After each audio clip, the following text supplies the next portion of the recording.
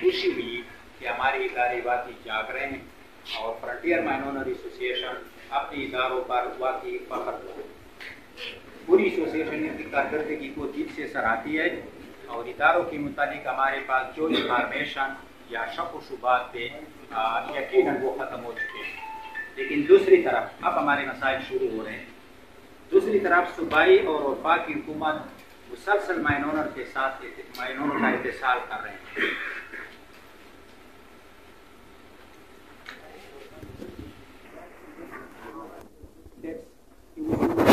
है और इनसे पूछने वाला कोई नहीं है।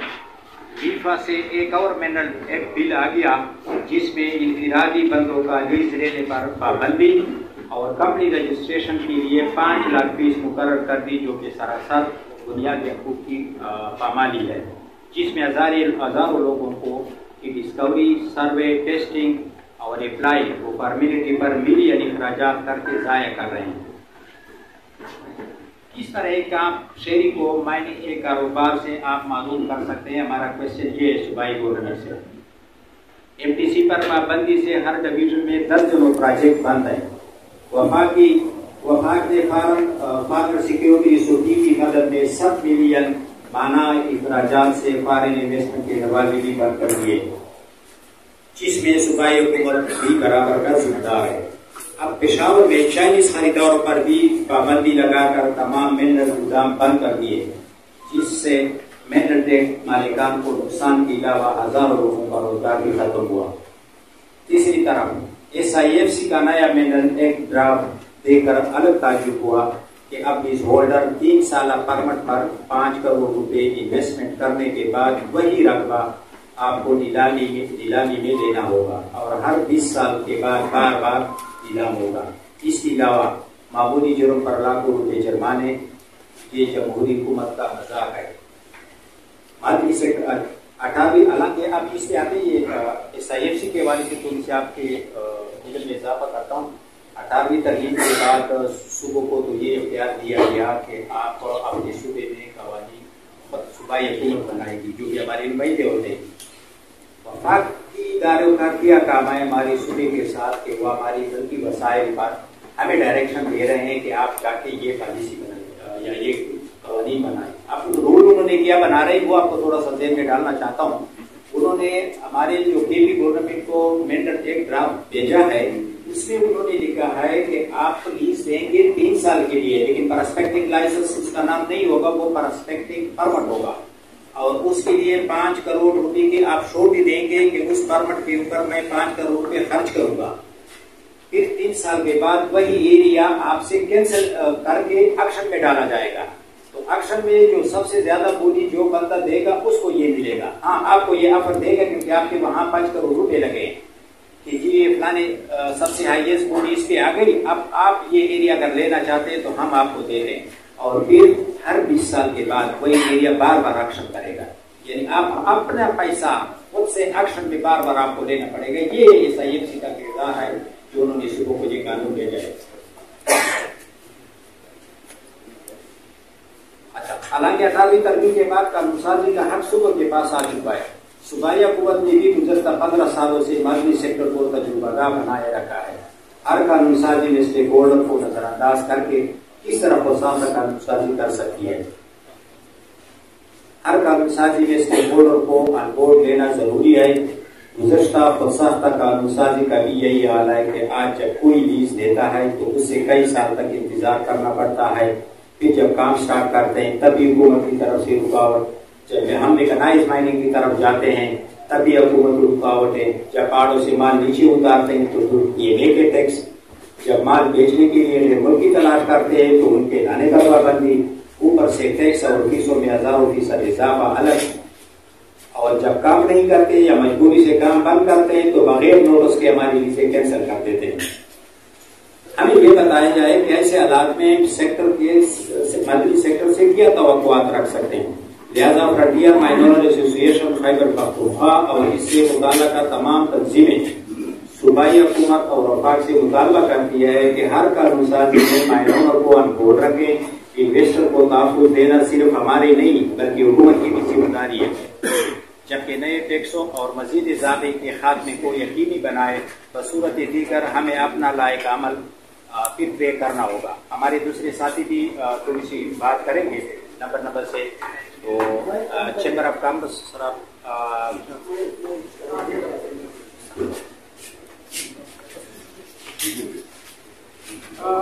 دیکھیے جی، میں سرحد چیمبر آف کامرس کو ریپرزینٹ کر رہا ہوں. یہ ہمارے صوبے کے وہ بزنس مین کمیونٹی ہے جو کہ ملک کے لیے زیر مبادلہ بھی کماتے ہیں، روزگار بھی فراہم کرتے ہیں. صوبائی حکومت سے میری گزارش ہے کہ اسٹیک ہولڈرس کی مطالبات کو مانا جائے، ان کے جائز مطالبات ہیں ان کو تسلیم کیا جائے. جب بھی کوئی اس طرح کا ایکٹ بنتا ہے تو سب سے پہلے اسٹیک ہولڈرس کو اپنے ساتھ شامل کریں، ان کی مشاورت سے آپ ایکٹ بنائیں. اس وقت یہ کروڑوں روپے کی انویسٹمنٹ یہاں پہ کی ہوئی ہے، بائرز نہیں آ رہے ہیں، خریدار نہیں آ رہے ہیں، ان کے پاس مال پڑا ہوا ہے گوداموں میں، خریدار نہیں ہے. ملک معاشی طور پہ اس وقت مشکلات کا شکار ہے، اور ہم لوگ یہ جو کاروبار کر رہے ہیں یہی حکومت کا ہاتھ بڑھا سکتے ہیں. جس میں میری پرزور طور پہ حکومت سے التجا ہے کہ ہمارے مائننگ ایسوسیشن ہے ان کے مطالبات کو مانا جائے، ان کے جو جائز مطالبات ہیں ان کو تسلیم کیا جائے اور ان کے ساتھ فیور کیا جائے.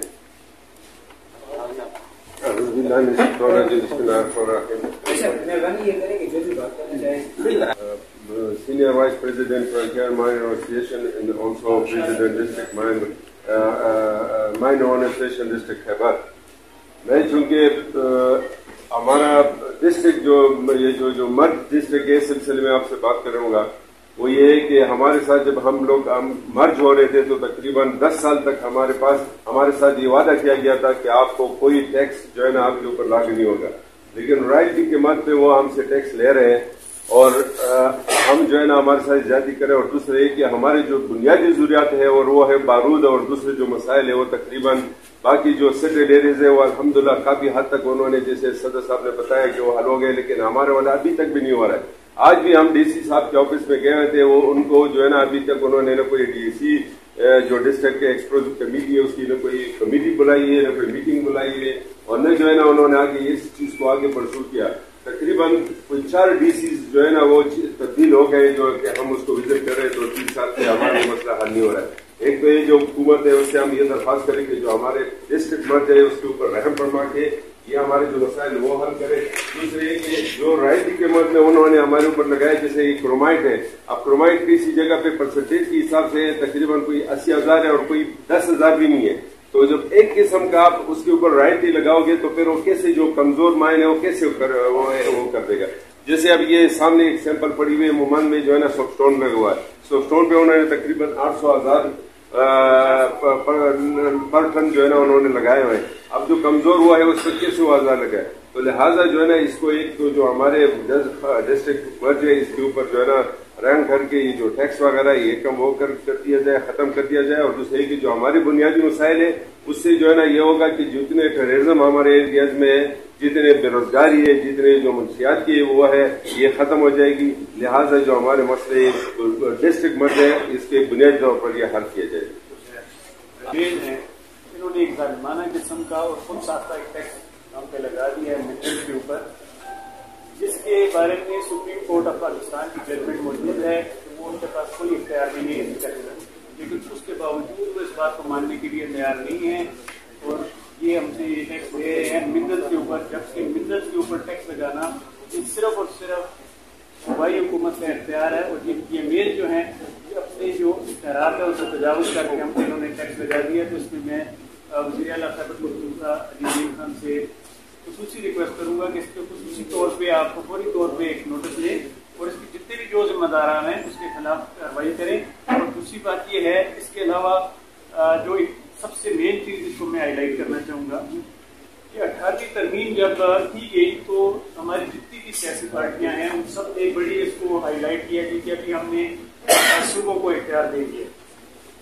اب صوبوں کو جو اختیار دے دیا ہے ڈیلیگیشن آف پاور ہو گئی. اب یہ جو منرلس کا جو ہمارا ڈپارٹمنٹ ہے یہ پروونشل گورنمنٹ کے انڈر آتا ہے، لیکن ابھی جو ایشو آ رہا ہے وہ یہ آ رہا ہے کہ SIFC جو ہے یہ ایک پروپوز ان کا بل آ رہا ہے جس پہ ہمیں بہت شدید ترین تحفظات ہیں. ہم ان کو ریجیکٹ کرتے ہیں. اس کی بنیادی وجہ یہ ہے جتنی بھی ہماری سیاسی پارٹیاں ہیں میں ان سے مخاطب ہوں، اپوزیشن میں ہوں یا گورنمنٹ میں ہوں، یہ آپ کے جو آئین کے اندر 1973 کے آئین میں جب 18ویں ترمیم کی گئی تو ڈیولیوشن آف پاور ہوئی، تو یہ آپ کی جو 18ویں ترمیم میں آپ کو حقوق دیے گئے ہیں تو یہ ان کی خلاف ورزی کی جا رہی ہے۔